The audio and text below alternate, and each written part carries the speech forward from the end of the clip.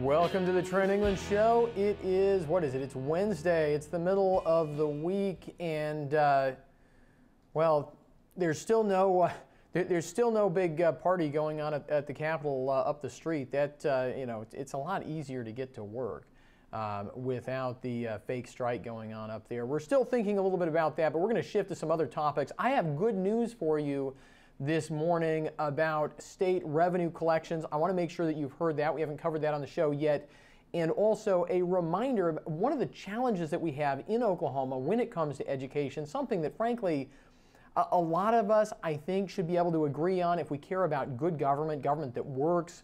You can read in the Federalist Papers the quote from an earlier thinker, "That which is administered best is best," probably is an overstatement. But look, a lot of the frustrations we have in Oklahoma, whatever side you're on, comes down to structures in government that suck. That's the technical term, I think. So we're going to talk about that. Also, Bernie Sanders is wheeling out the guillotine. I'll let you know who's on the chopping block. But first, let's get to the good news. That is revenue collections for March. We have some updated, more granular data about revenue coming into the state of Oklahoma in the month of March, and it is unmitigated good news. You remember in February, it basically came in it was like slightly below the projection, but it was by a fraction of a percent. Basically, hit the projection. We have been otherwise mostly coming in above the projections. This is really important, not so much for crafting the next state budget, which the legislature is going to do very soon here. You are going to see, we're going to cover it on the Trent England Show better than anybody else. You're going to see the proposed budget that the legislature will roll out soon, leaders in the House, leaders in the Senate, and they will vote on it, and that's really the last thing that they will do before they leave town. They're still trying to leave town quite early. Still talk about the legislature wrapping up its business, not at the end of May, but close to the beginning of May. We've got all the details on that, of course, here on the show. We broadcast from closer to the state capitol than anybody else who broadcasts on a regular basis. So you'll get all that covered here. This is good news, not so much for the budget. That has to be based on a revenue forecast that has already come out. It's already been certified. The legislature already has it and has to write the next budget based on that. But this is good news really for what happens once that next budget is in place, because if we keep coming in, if the state keeps receiving money above what is estimated, then the state runs a surplus. Of course, if the state gets less money than what's estimated, the state runs a deficit or has a shortfall, right? We've talked about it's really what happens with the economy versus the projections that control whether you have a shortfall or whether you have a surplus. Has nothing to do with tax policy. All kinds of folks on the left don't understand that, or they pretend like they don't understand it so that they can blame tax cuts for every problem, which just isn't true. Okay, what are the actual numbers for March revenue? Total gross receipts collected in March came in just shy of $1 billion. Think about that. The state received in 1 month almost $1 billion, $982.9 million. That was an increase of $67.9 million above the same month last year, March of 2017. So again, we're coming in ahead of where we were before. We're coming in ahead of even the projection. Now, where did that money come from? Because the legislature has done some tinkering with taxes and fees in the past, so we know that some of their tinkering has increased the amount of money that people are paying, that Oklahomans are paying in taxes and fees. That accounted for $33.6 million of that $67.9 million increase. Of course, that's less than half. More than half the money, and we've emphasized this, I think, every single month, more than half the money that has come in growth revenue, more money than the state got last year, is coming in because the economy's better, not because they raised taxes. The economy matters most of the time, a lot more than tax rates matter. This is another fact that we need to just keep trying to drive into the minds of our friends on the left, because they don't get it, which is why they're willing to do so much damage to the economy to raise taxes. They don't understand that when you damage the economy, you can raise tax rates, you still may bring in less money, right? These are important basic facts that we cover here on the Trent England Show. You probably know this, but it's good to remind ourselves of all of this. What else? Okay, the general revenue fund collections were 5.6% above the projection. This is important to date. So far in this current fiscal year, the state has brought in for the general revenue fund, not for special earmarked funds, fees that go to revolving funds and all that stuff, but just for the general revenue fund, the state of Oklahoma has collected $177 million more than the estimate, more than what the state budgeted based on when they wrote the budget for the state a year ago. Right? This is really good news. Of course, almost all of that money has been taken by profligate agencies that needed bailouts over the last few months. The legislature bailed out a couple agencies over the last few months because they had been overspending, because they had been wrongly spending federal funds on things they couldn't spend federal funds on. And so a lot of that growth revenue is gone thanks to the Oklahoma State Department of Health and the Oklahoma Healthcare Authority.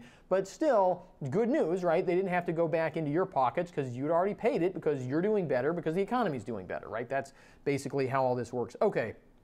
This is good news. I got some more data there. That's all going to be up at ocpathink.org. I'm not going to keep throwing numbers at you here. ocpathink.org. This is all going to go live later this afternoon. Some more of a breakdown of all of this and what it means. Okay, let's get to the let's get to the main topic for today, and that is playing games with numbers. I'm going to show you how a new coalition, a coalition that's out there of tax consumers, we can put up the little list of the people who are involved in this coalition, the organizations of tax consumers who are dead set on raising more taxes, right? It's unsurprising. It's what's in their interest, right? I'm going to show you how these folks play games with numbers on their own website. I've got a couple of great examples. These are instructive, not just because it's about education or public policy here in Oklahoma. Anytime anybody throws numbers and charts at us, we should be prepared to step back and think about what are they trying to do with this? Are they being honest? Are they on the level?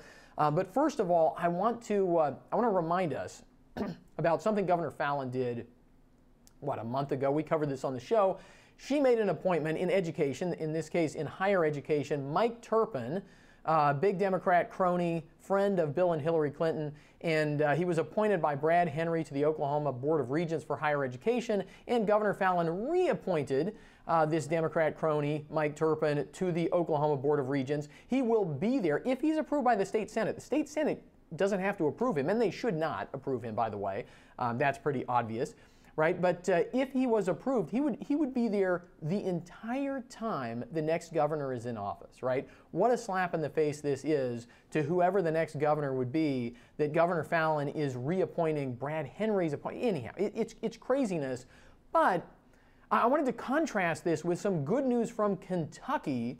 Matt Bevin, the governor of Kentucky, solid conservative governor of Kentucky, he had the opportunity to appoint an education official for that state's education agency. And what did he do? He found an advocate for charter schools, school choice, school reform, and he put that person in that position, and that person now will be able to shape some of the policy and how the administrative agency works in Kentucky when it comes to education. But look, so, I mean, Governor Fallin, the fact that she doesn't have that kind of appointment authority when it comes to the State Department of Education is okay by me, right? Because we can be pretty sure she would make terrible decisions in that case, because she makes terrible decisions in these other cases like Mike Turpin. But this is a reminder. One of the problems we have in education is that we have all of these quasi-independent agencies with all these boards and commissions and all of these independent elected officials, and it is a recipe for broken, bad government, right? The buck stops nowhere. It doesn't stop with the governor. It doesn't stop with the State Department of Education. It doesn't really stop anywhere with anybody. Everybody can blame somebody else. This is something that the American founders understood. The people who wrote the U.S. Constitution understood this, right? It might sound really good. Well, let's just elect everybody. Let's elect, every person who serves in any, we could elect school principals and superintendents, and we could, we could elect every person out there. All that would mean, right, is that, look, we pay attention to the people at the top of the ballot. We pay less attention as we go down the ballot, right? Fewer people pay attention as you get to these other statewide offices, and right, they don't have full control. The Oklahoma, the Oklahoma Superintendent of Public Instruction does not have complete control over public schools anyway, right? Why pretend like they do? The governor has a role in setting that policy too. Why not give the governor, the next governor, future governors, appointment power in some of these agencies, like the kind of power that Governor Matt Bevin has and has exercised for the good in that state, why not actually make the buck stop somewhere when it comes to Oklahoma's executive branch? Okay, so there we go. We got the bad, we got the good, we got some things that we could do about it in the future. And look, I mean, governors can make good decisions or bad decisions with that appointment power, but at least you know who's making the decision. At least the buck stops somewhere. And at least you have a kind of a unified executive branch. So look, okay, there we go. That's that story. Let's get back to this collection of charts and graphs put out by this Education Coalition. I'm going to pull it up here. We've got this on the screen here. You can see they say these are the facts about Oklahoma education, and they show this chart of enrollment. This is a really simple example of how people play games with numbers, because that looks like a big increase, right? That looks like a huge increase in Oklahoma's student population, in Oklahoma's enrollment in public schools, but they've done something with this chart that makes it a little misleading. I would consider this misleading. I don't like charts like this. They have started the chart not at 0. They've started the chart at, let's look down there in the bottom corner, 540,000. Right? So this chart doesn't show from 0 to 700,000. This chart shows from 540,000 to 700,000. Now this sounds wonky, but look, if you started that chart out at 0, the slope of that graph would change dramatically. It would flatten out, right? Has Oklahoma had an increase in student population? Absolutely we have. Is it a huge increase? I mean, this makes it look like it's more than doubled. That's what they want. That's their agenda. They want to manipulate you. They want you to look at that chart very briefly and think, wow, our student population is it's growing, it's huge. How can it be that we don't have huge increases in spending on these institutions, right? If we have these huge increases in student enrollment, and then you look down there and you say, wait a second, we've had increases, but not huge increases. This is just a basic people playing tricks with data. And look, sometimes you have to start a chart.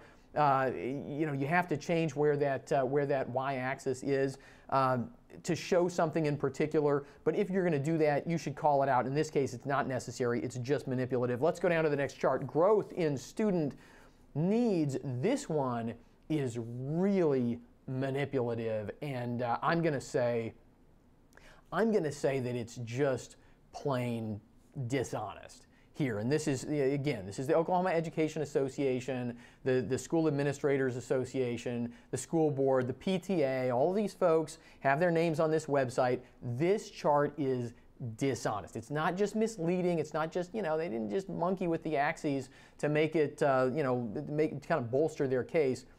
Why is this misleading? They say growth in student needs. They say this is 1992 to present. Then they say growth in student needs. And the first thing they show is that we have had a 112%, more than doubling, of participation in free student lunch. Now, I know something about this that you might not know if you don't work in public policy all the time. And what I know about this is the eligibility requirements for this program have changed over time. But you don't have to take my word for it. Let's bounce over to the NCES, National Center for Education Statistics. You can go and just look this up and see, wait a second. They actually posted a blog post just a couple of years ago on this very question. Is this a good proxy for poverty? Free or reduced price lunch, a proxy for poverty, ? And they go through the reasons why this is not a great proxy for poverty. And one of the things that they point out is the eligibility requirements for this program have changed. They have increased, right? So when you go back and you look at this chart, growth in student needs, free lunch participation, right, they are totally ignoring the fact that who is eligible for these programs has changed over time, has increased, right, which explains a lot of, not all, but probably a lot of, well, we know it explains, according to the NCES, according to that blog post I was just on, it explains probably about half, at least, of the increase And we also know that this is not an exact measure of poverty. The level for this program is set far above the poverty level. So there are a lot of people participating in this program who are not categorized as actually being poor when you consider free and reduced lunch. They don't tell us exactly what data they're looking at when they give us these numbers anyway, which is another thing. Anytime anybody, I'm constantly working with our policy analysts here at OCPA to say, look, you got to show all your work, you got to footnote all your work, you got to show people how you can get the data. They haven't done that on this series of charts and graphs, so there's no way to go back and find out exactly even what data they're looking at. But we know this is dishonest because this program has changed over the period of time they're talking about. They also list special education. They list English language learners. Those categories have also changed over time. And let me give you just a little hint here. Those categories, they don't shrink over time, right? They're expanded over time. There are more kids who are considered English language learners, more kids who are categorized as needing special education now than there were in 1992, than there were in 1995 or 2000, right? These categories have changed. It is patently misleading to the point of dishonesty for them to push out charts like this without at least giving people that context. But look, that's what they're trying to do. We know that, and it's easy to find. I'll share the link to that NCES blog post that details some of that. And look, we can all go and do our research on these things. If you find statistics like that are being used, misused, abused, that are dishonest, send those my way. I want to share those with people. And again, it's not just about shaming the Oklahoma Education Association and the Cooperative Council of School Administrators and all of those folks. We do want to shame them. But it's not just about that. It's also about all of us just being really effective consumers of information like this, because we get more of it pushed at us than ever before via all of these online sources, and we've got to know what to do with it all. Okay, Bernie Sanders rolling out the guillotines. Last story on today's edition of the Trent England Show. This one is crazy. So we get this from Stat News. This is a medical news service here that has the story. Bernie Sanders introduces bill to impose jail time for executives, they say, executives who are behind the opioid crisis. Look, this is what's called in Congress, in the halls of legislatures, this is what's called hero legislation. It's not a bill that's designed to actually go anywhere. It's a bill that's designed to do exactly what it did, which is to grab headlines. However, right, I mean, Bernie Sanders is somebody we should maybe take more seriously than other folks because, number one, he's attracted a lot of support from young folks who are not anchored in history or, I don't know, not anchored maybe in anything. And he's an honest to goodness socialist. I mean, I love Bernie Sanders for that. He's willing to come out and say, I'm a socialist. He's not always honest about what he wants to do, but here, I think he is being somewhat honest about what he wants to do. This legislation says that if an executive at a company that sells medicine, if that company is found to have some practice, some marketing practice, some way they do business, if some court somewhere finds that that company has contributed to people abusing opioids, and just think to yourself, right? Hot cup of coffee at McDonald's, lady spills it on herself, and McDonald's is found liable to the tune of millions of dollars, right? We all have our favorite examples of courts run amok, of courts that are willing to find huge damages against companies for something that somebody is responsible for themselves. And I'm not saying, right, opioid abuse is a crisis in this country, and I'm sure that there are people peddling drugs who have contributed to that. I'm sure that some of them work for the federal government, including the Veterans Administration.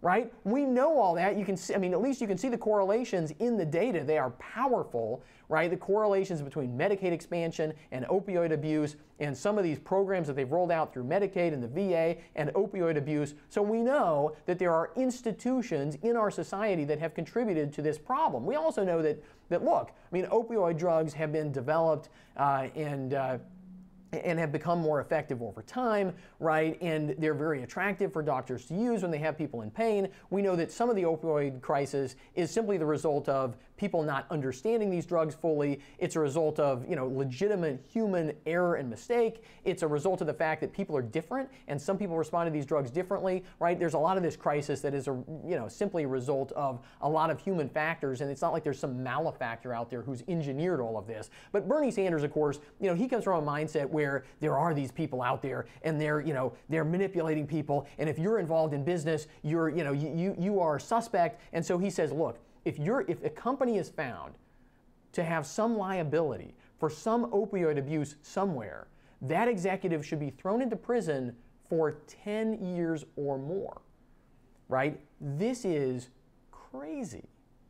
Why is it crazy, right? This gets to, this is a great example of why socialism is always going to tend toward what we see in Venezuela, toward what we have seen in other countries, right, where it's real socialism. It's not like, we have a little socialist program over here and a little socialist program over here, but we have real socialists like Bernie Sanders who believe in nationalizing whole industries, right, who believe in political control of anything and everything, that it's all on the table. It always ends up leading to civil rights abuses because, not because of anything about the socialist economic system, except for the fact that socialist economic systems require giving more and more power to politicians. And when you do that, you wind up with politicians who say, well, I could really help people if I just threw some more people in prison over here and over there, and maybe we have some guillotines, and maybe we have some gulags. And look, if you give more and more power to politicians, this is where things go, right? This is crazy. We've always had, I'm going to wonk out on you here at the end of the show, because look, it's the end of the show, and if you don't want the really wonky stuff, I guess you can tune me out. But our civil rights in the United States are in part protected by the definition of what constitutes a crime, which is that you have to actually do something on purpose to hurt somebody, right? If you do something on accident to hurt somebody in your business or in your personal life, you might be liable. You might have to pay to make them whole. And look, people are suing these drug companies, and if they're found to be liable, I may have some quibbles with some of the legal theories that have been advanced, including right here in Oklahoma. But look, if they're found to be actually liable in a court of law, they will have to pay, right? But if you're not trying to hurt somebody and you're just irresponsible, that's not a crime, right? The famous quote in legal circles is that even a dog understands the difference between being tripped over and being kicked.